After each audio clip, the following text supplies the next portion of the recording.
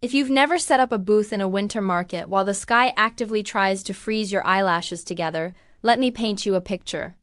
First, your fingers become decorative. Like those little candy canes people hang on trees, cute, useless, and on the verge of snapping. Second, the wind will find any gap in your coat and make itself at home. It will do it with confidence too, like it pays rent. And third, Hollow Creek residents will stroll past your booth, sipping cocoa with that smug, "I'm in a snow globe" expression. While you're over here wrestling a tablecloth like it's trying to end you, still, I loved it. I loved the glow of string lights draped across the square, the scent of pine wreaths and cinnamon donuts. The way the lake beyond Main Street sat frozen and perfect, like the world had pressed pause just for the season. I even loved the ridiculous ice sculptures being assembled near the gazebo. A swan, a moose, something that was either an angel or a melted traffic cone. This was my domain. My name is Nora Whitman. I'm 45 years old. I'm curvy in a way that makes vintage armchairs jealous. And I own the little pottery studio on Maple Street, Whitman Clay, where I teach classes, fire mugs, and occasionally talk myself out of dating apps like they're a bad batch of glaze. Today, my booth was stacked with my best winter pieces. Tall cocoa mugs with midnight blue glaze, little hand-warming stones shaped like hearts, and a set of tiny ceramic keychains I'd made on a whim-small keys with a glossy finish, the kind that looked like they belonged in a fairy tale. I'd called them New Beginnings, because I'm nothing if not a woman who tries to be emotionally healthy in public. At my feet, Mabel, my beagle, sniffed the snow with the seriousness of a detective at a crime scene. Mabel had big brown eyes, a stubborn soul, and a hobby of stealing socks like she was stalking a private apocalypse bunker. "You're not allowed to bark at children today," I told her, looping a knit scarf around my neck. "We're representing the brand," Mabel sneezed dramatically. I took that as a no. "Fine," I muttered. "At least don't flirt with anyone." She looked up at me, wagged once. And then, because the universe loves comedic timing, something happened that made half the square turn toward the old town hall. Not the cheerful, it's the holidays kind of bell, more like a metal cough. A few heads tipped back. The clock tower above the town hall, Hollow Creek's pride and joy, was dark. No ticking, no movement.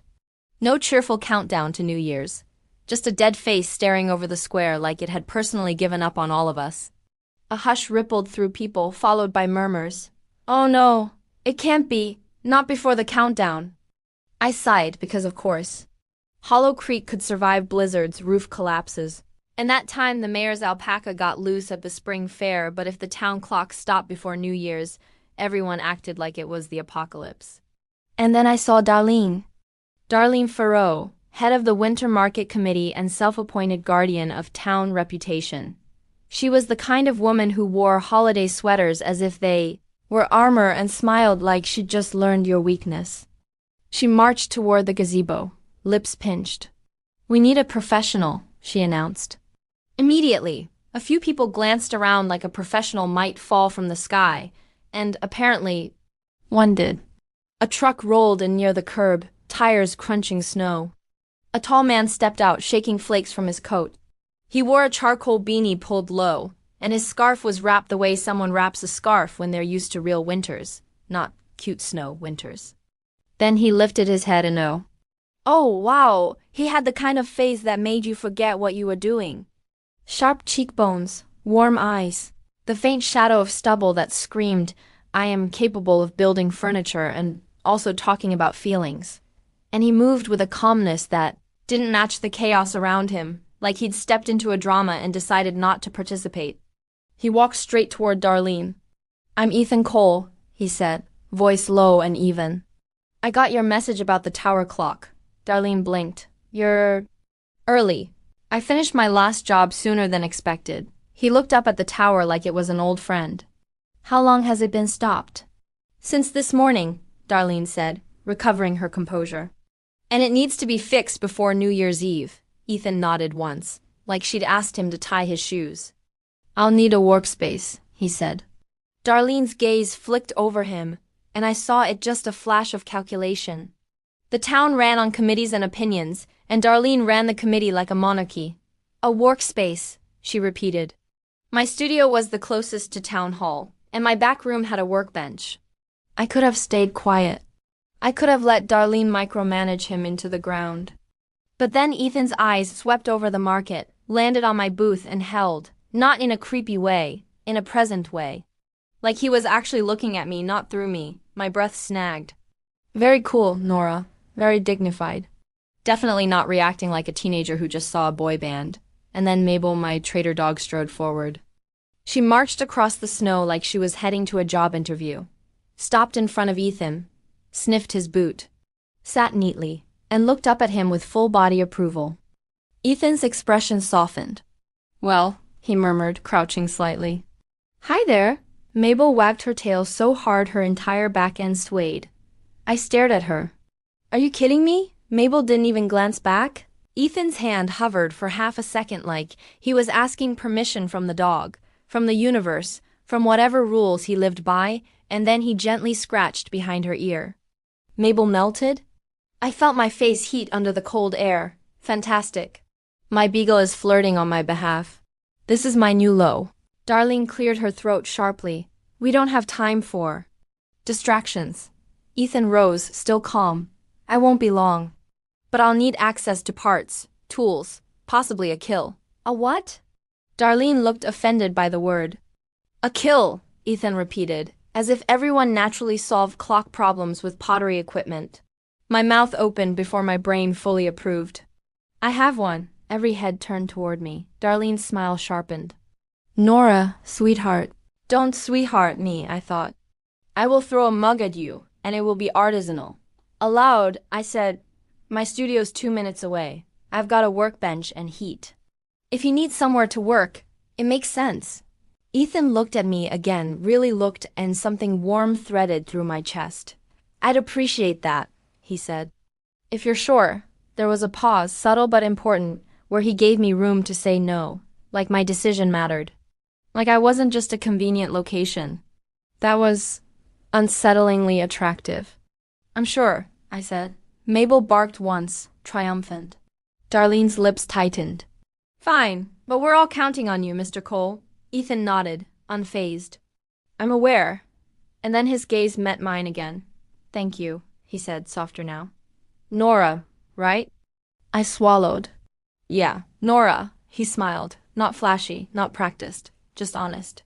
Nice to meet you, Nora. My heart did a stupid little flip. Oh, great. My internal organs have opinions. As Ethan followed me toward Maple Street, the winter lights glimmered around us, and Mabel trotted between us like she'd personally orchestrated the whole thing. Which, to be fair, she probably had. If you're enjoying this cozy winter slow burn so far, subscribe to Relatos Romanticos for more stories with warm towns, bold heroines, emotionally mature heroes, and pets who absolutely meddle in your love life. And if you want the next scenes faster, leave a like and a comment. It helps the channel reach more cozy hearts.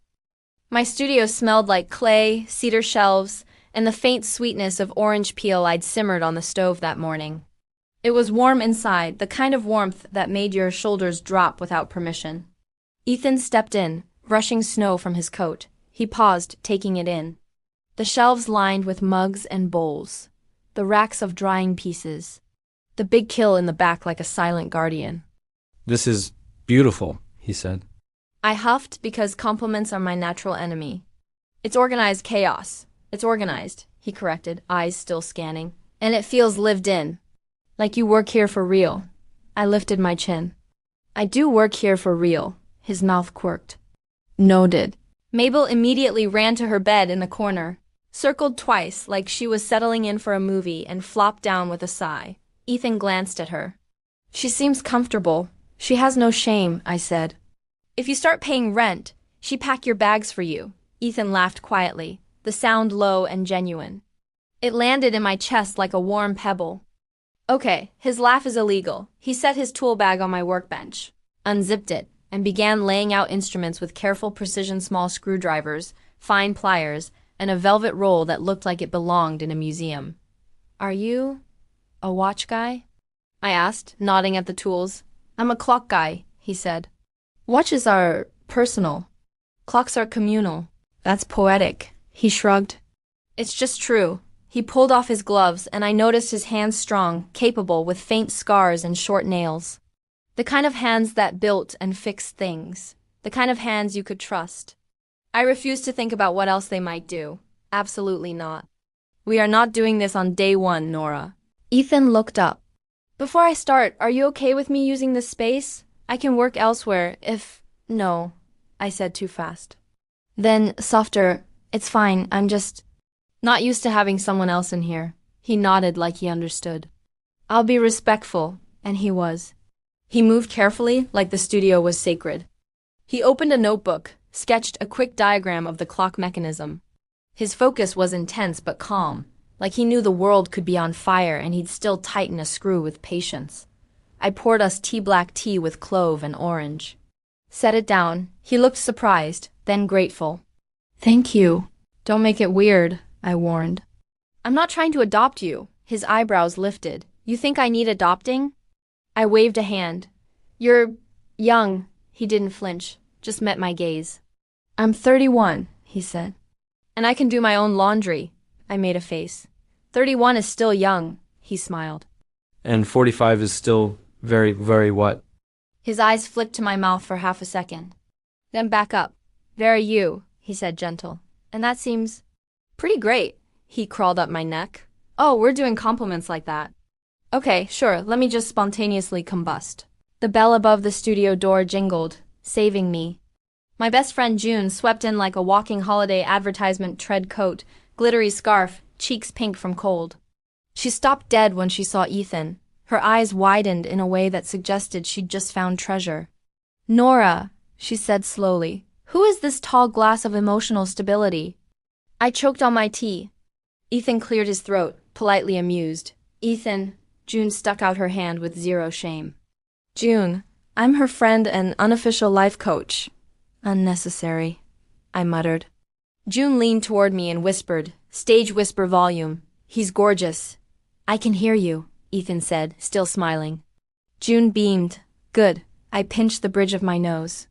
Please ignore her. She's feral. Ethan glanced at me.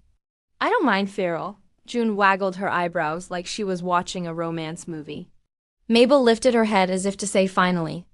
June moved around the studio, pretending to browse, but I knew her. She was taking inventory of Ethan's vibe. You fixing the town clock? She asked. Yes, Ethan said. June clasped her hands dramatically. Bless you. If the clock doesn't work for the countdown, Darlene will stage a coup. Ethan's smile tightened just slightly. She seems... invested. June snorted. That's one word for it. I shoved a mug at June. Tea. June took it, but her eyes stayed on Ethan. So, Ethan, are you staying in town long? I shot her a look that could have melted ice sculptures. Ethan, to his credit, didn't get weird. He didn't puff up, he didn't tease me. He just answered honestly. Through New Year's, he said. At least. June's gaze flicked to me. Her smile softened, like she'd caught something in my face I hadn't meant to show. Lovely, she said. Then, because June can't let anything be subtle, she added, Nora's single, by the way. June, I hissed. Ethan blinked, then very calmly turned to me. Is that true? He asked, not amused, not smug. Just checking in. Like my status wasn't gossip, like it was mine to share. My throat tightened in a way I didn't expect. Yes, I said. It's true, he nodded once. Okay, just okay. No pressure. No performance. No weird lucky me. Something in my chest loosened, and that scared me more than the compliment had. June left after another 10 minutes of browsing, and when the door shut behind her, the studio felt quieter, more intimate. Ethan returned to his tools. Your friend is enthusiastic. She means well, I said. She thinks everyone needs a love story. And you? I froze. He didn't look up, but his voice was soft. What do you think you need? He asked. I stared at him, at his hands working careful and steady, and I surprised myself by answering honestly. I need peace, I said. He nodded. That makes sense. Then he glanced up, eyes warm. And you deserve it, my breath caught. Mabel, traitorous beast, thumped her tail against her bed like she was applauding. By the second day of Ethan working in my studio, two things became painfully clear. 1. The The town clock was complicated. 2. Hollow Creek was even more complicated. I went out for groceries that morning and came back with a bag of oranges, a fresh loaf of bread, and 3 separate casual inquiries about Ethan. So who's that man in your studio? He's handsome. Is he your assistant? That one made me laugh so hard I nearly dropped the bread. My assistant, please. I can barely get Mabel to listen to me. But beneath the humor, there was that old familiar sensation. Being watched, judged, sorted into categories.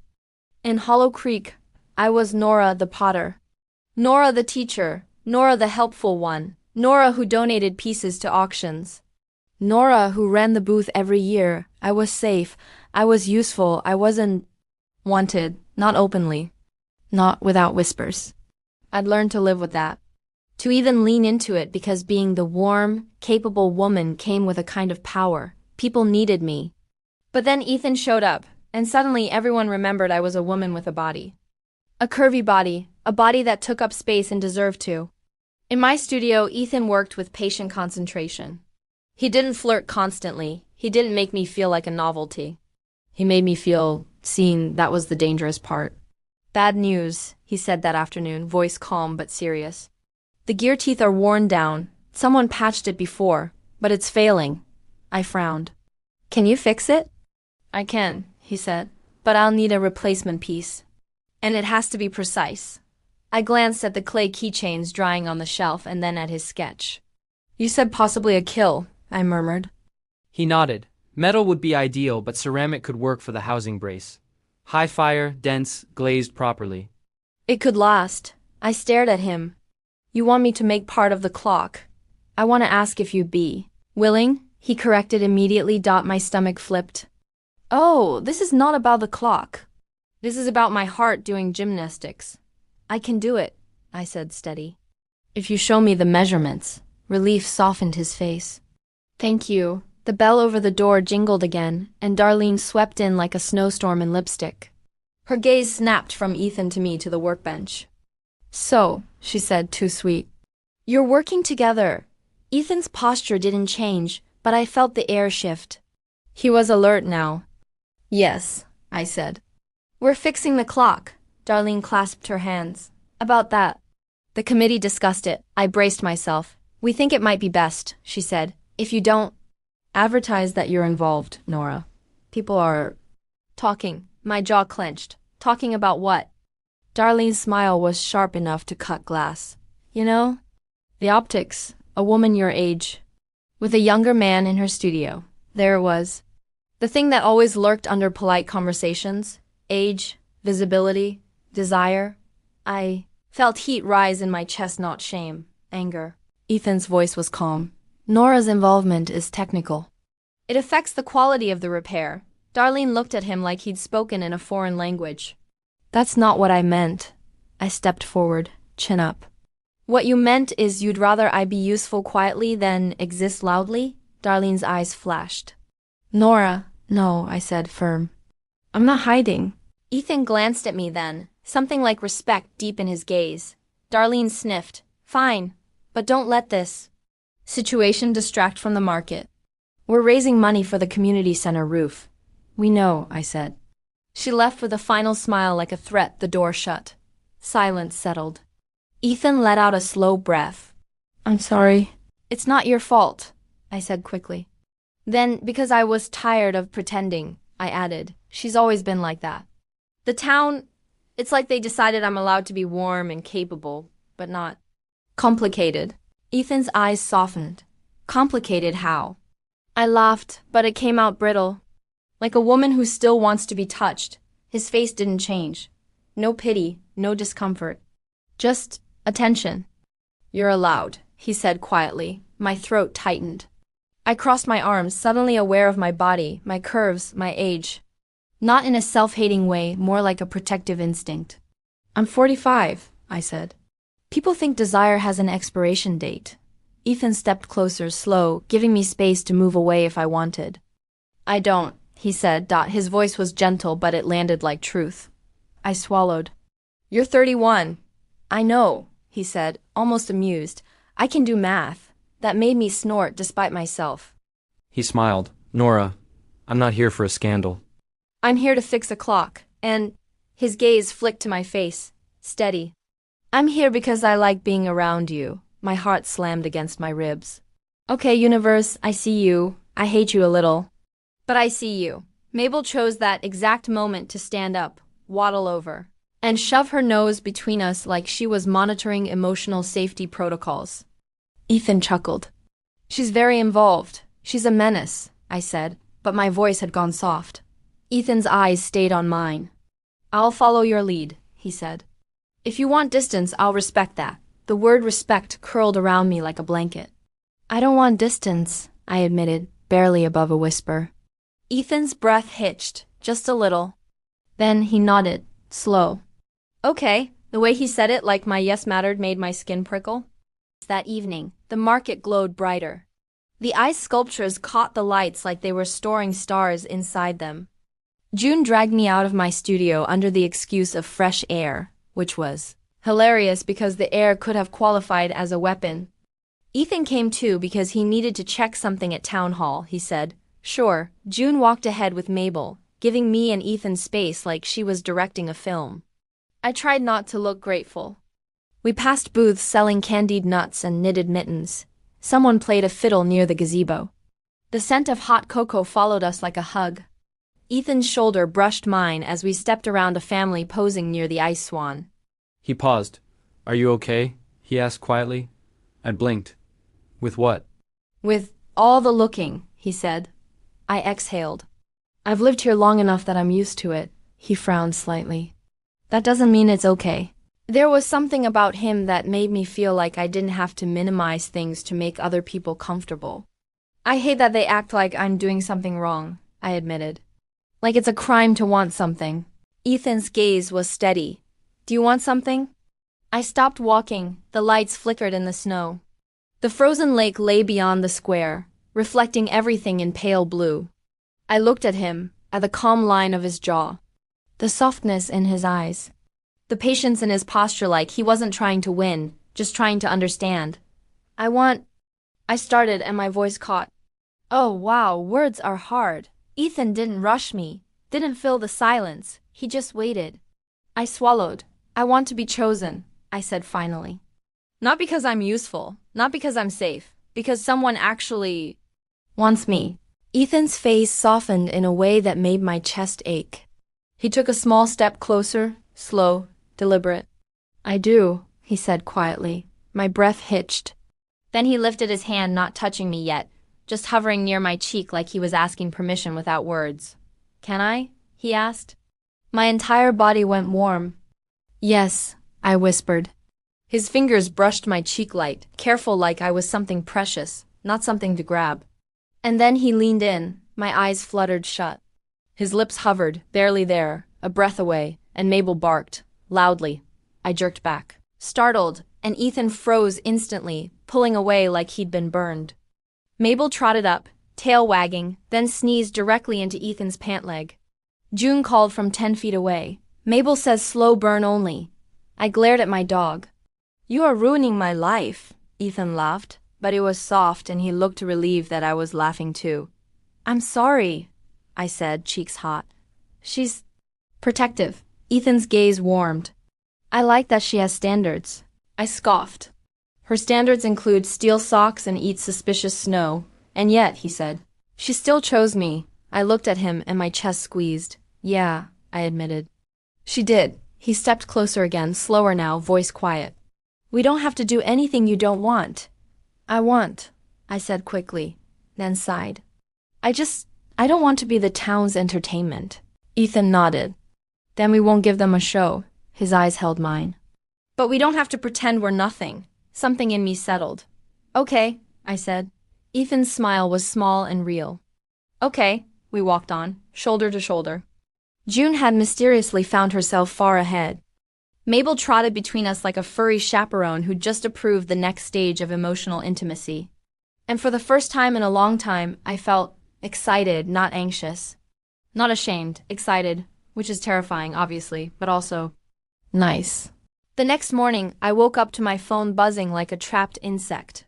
A notification from the Hollow Creek community group chat. Hollow Creek Info Hub. Is it true Nora's got a younger man in her studio? I stared at it, jaw clenched. Beneath it, comments. Some supportive, some nosy. Some mean in that, I'm just concerned way that makes you want to scream. I threw my phone onto the bed like it had offended me personally. Mabel, on cue, hopped up and dropped a sock on my pillow. Is this your contribution? I asked. She wagged. I groaned. At the studio, Ethan was already there, sleeves rolled up, checking a tiny gear under a lamp. He looked up the second I walked in. You okay? He asked. I held up my phone. His face tightened, not in anger at me, but at the situation.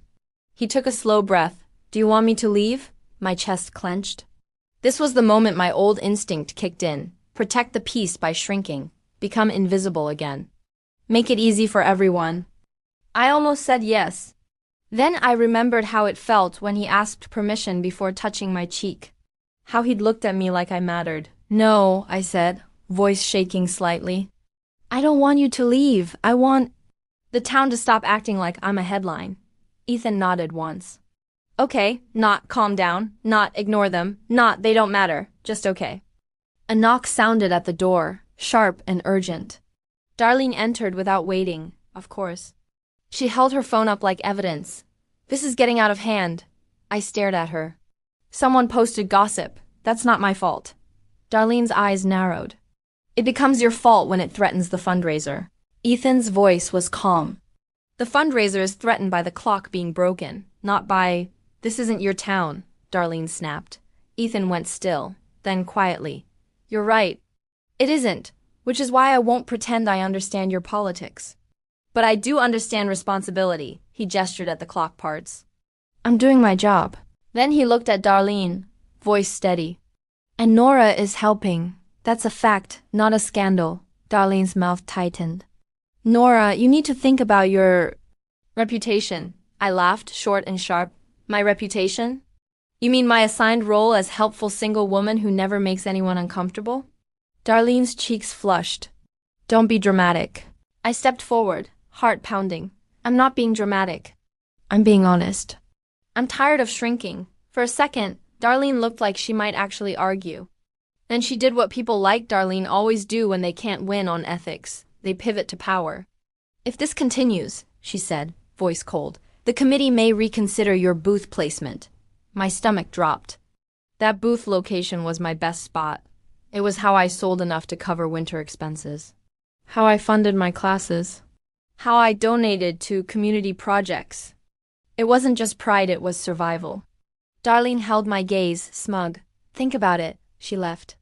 The door shut. Silence. I stood there, hands shaking.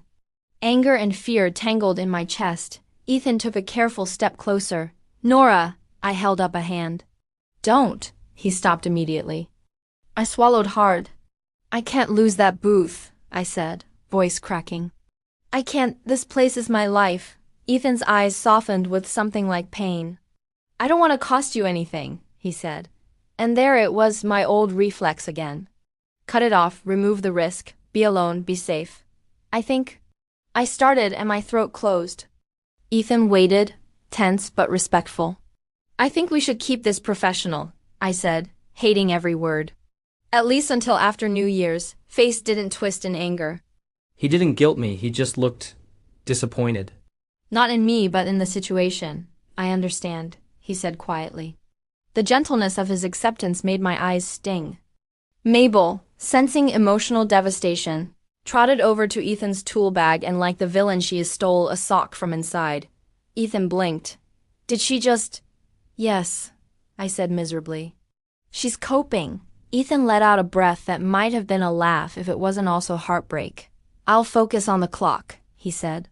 I'll keep my distance. I nodded, and it felt like swallowing glass.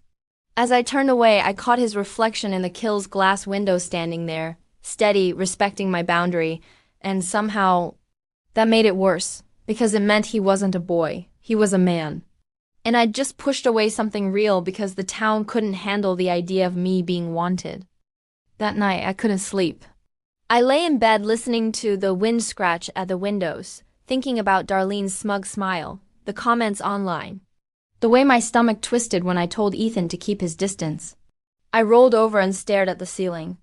Well done, Nora. You successfully protected your peace by making yourself miserable. Mabel curled against my legs, warm and solid. I whispered into the dark, what if I'm tired of being safe? Mabel snored, not helpful. The next morning, I went to the studio early before the market opened, before the town could start watching. Ethan was there already, of course. He looked up, eyes tired, and stood like he was bracing himself for more distance. I swallowed. Hi, he said softly. I took a breath. I need to apologize. His brows knit slightly. You don't have to. I do, I said, firm. Because I asked you to shrink with me, and that's not fair. Ethan's gaze held mine. I'm scared, I admitted. But I don't want to live like this anymore.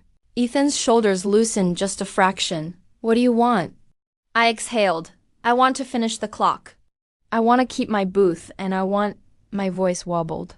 I want to see where this goes. Ethan's eyes warmed, but he didn't rush forward. He didn't grab me like some movie moment. He asked, Are you sure? Yes, I said, steady. I'm sure. He nodded. Okay. Then he reached into his coat pocket and pulled out a folded paper. I did some digging last night, he said. My stomach tightened. About what? Ethan unfolded it on the workbench. It was a repair log, old, official, stamped. This clock was patched 6 years ago, he said. The repair was rushed.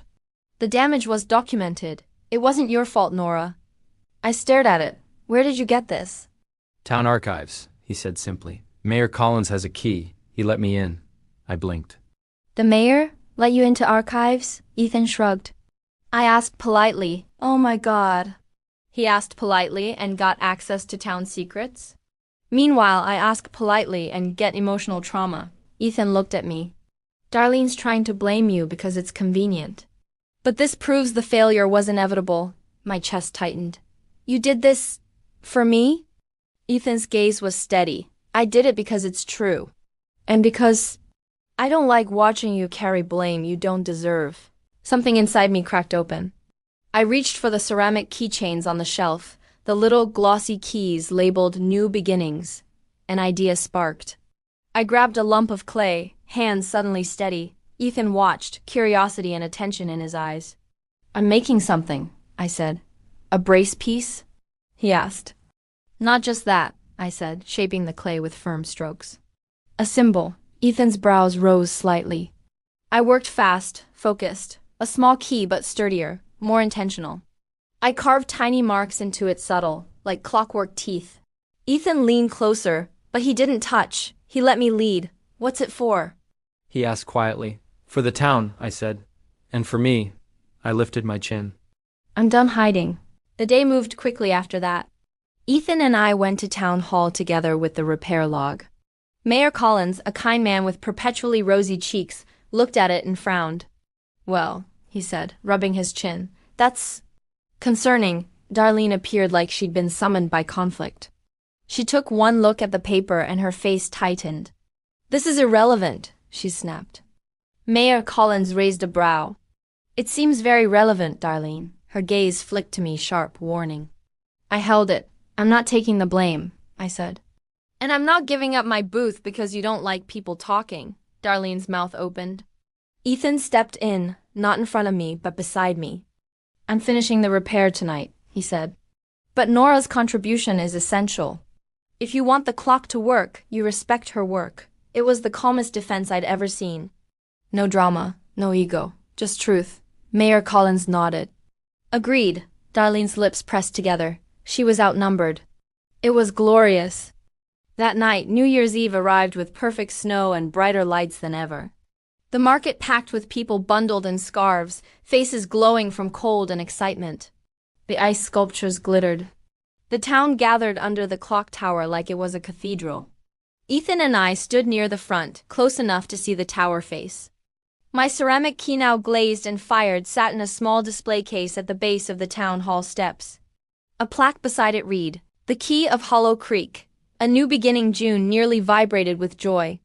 Mabel sat proudly, tail wagging like she'd paid for the glaze. Darlene stood in the crowd, arms crossed, furious and powerless. Good. Ethan looked at me, eyes warm. Are you okay? I exhaled slowly. I'm terrified. He smiled gently.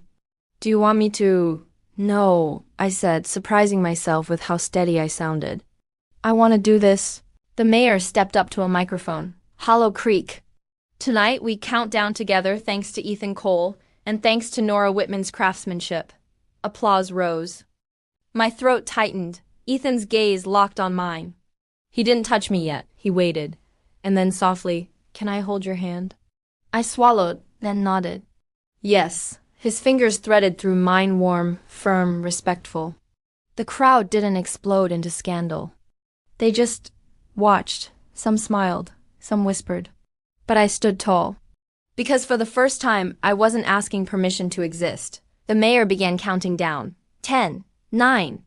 My heart hammered. Ethan squeezed my hand steady. 8, 7.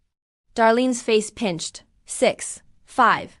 The clock tower ticked clear and loud. 4, 3. Ethan leaned in, voice low. I'm not leaving tomorrow, my breath caught. What? I got offered a job back in the city, he murmured. I told them no. My eyes stung. 2, 1. Happy New Year. The clock bell rang bright, alive. The crowd cheered. Fireworks popped over the lake, reflected in ice like 1,000 sparks trapped in glass. Ethan turned to me fully, eyes shining. Nora, he said softly, I'm here. If you want me. I felt tears threaten, but I laughed instead, because that's what happens when your heart gets too full. I want you, I said, voice steady. And I want you openly. Ethan's breath hitched. Can I kiss you? He asked, in the middle of the cheering town. My chest tightened with emotion. Yes, I whispered. You can. His lips met mine, warm, sure, unhurried. The kiss wasn't a performance. It was a promise.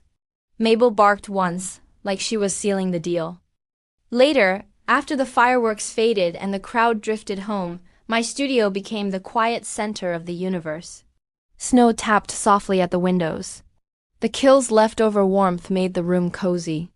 The string lights I'd forgotten to take down glowed like little moons. June had tried to drag us to an after-party, but one look at my face and she'd grinned, triumphant. I'll see you tomorrow, she'd said, wiggling her eyebrows. Don't do anything I wouldn't do, June, I'd warned. She'd laughed. That leaves you with plenty of options. Now it was just me, Ethan, and Mabel, who was curled in her bed like a satisfied matchmaker. Ethan stood near my shelves, looking at my work like it mattered. You were incredible tonight, he said quietly. I snorted. I was one mild panic attack in a coat, he smiled. You were brave. I rolled my eyes. Don't make it weird. Ethan stepped closer, slow. Can I tell you something? I nodded. He took a breath. When I came back to Hollow Creek, I thought I was just here to fix a clock and breathe for a while. His eyes met mine. Then I met you. My chest squeezed. I've been tired, he said softly. Of places that don't feel like home.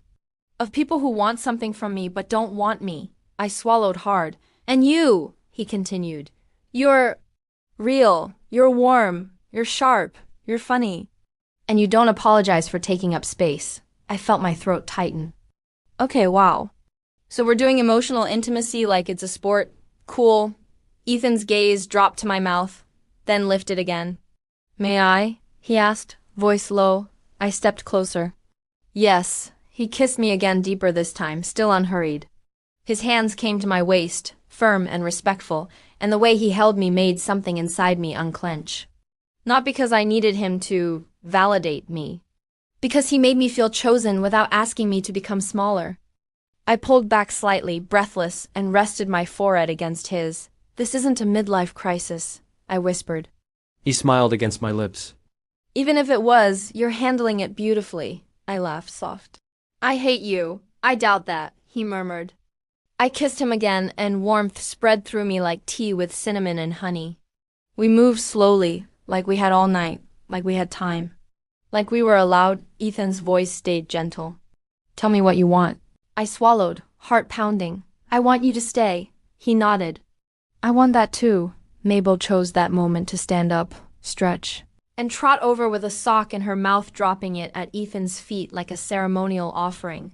Ethan stared at it. Is that mine? I groaned.